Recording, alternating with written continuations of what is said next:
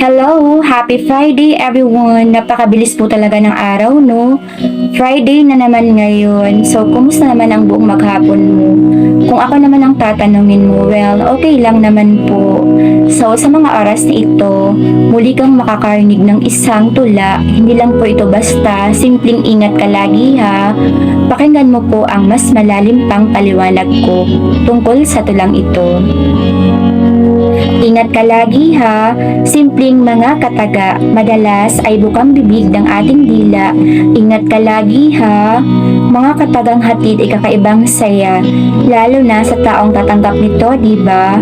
Tila baga napapangiti pa ang puso natin sa tuwi-tuwi na. Mga lalabs ko, palagi nating sasambitin ito ha. Mas masarap sa pakiramdamang magpasaya ng iba, at least tayo ang dahilan ng pagngiti niya. Ang salitang ingat ka lagi ha, parang katumbas na rin ito ng salitang ikaw ay mahalaga. Bakit? Dahil ito ay pagpapakita ng pag-aalala, kalakip ang salitang pagpapahalaga. Once again, ingat ka lagi ha, saan ka man dalhin ng iyong mga paa, hangad ko palagi ang iyong kaligtasan, makamtan mo nawa ang biyayang sa'yo ay nakalaan. Well, this is the moral lesson.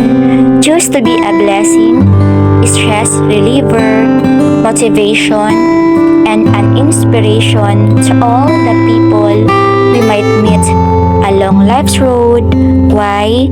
Because it's a wonderful feeling to be remembered by a certain person, diba? Not only because of our physical appearance, but simply because of our inner beauty. Ang ating panloob po na kagandahan or pag-uugali, ang ating panlaban sa mundo ito. Bonus na lang po talaga ang pagkakaroon ng pogi o magandang mukha. Diba? Napakaswerte pa natin kung tayo ay biniyayaan naman ng maganda or gwapong mukha, and then napakaganda pa ng ating pag-uugali. So, sumasang-ayon ka ba? Once again, ingat ka lagi ha. Saan ka man magtungo, saan ka man makarating, palagi mong iingatan ang iyong sarili.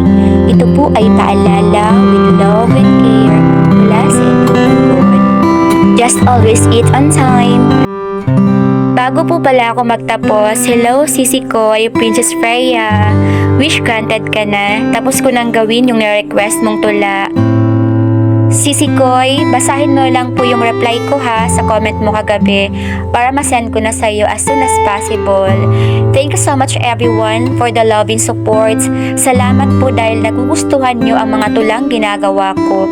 Ito po ay mula lahat sa aking puso. Wala po akong ibang pinagkukuhanan yan.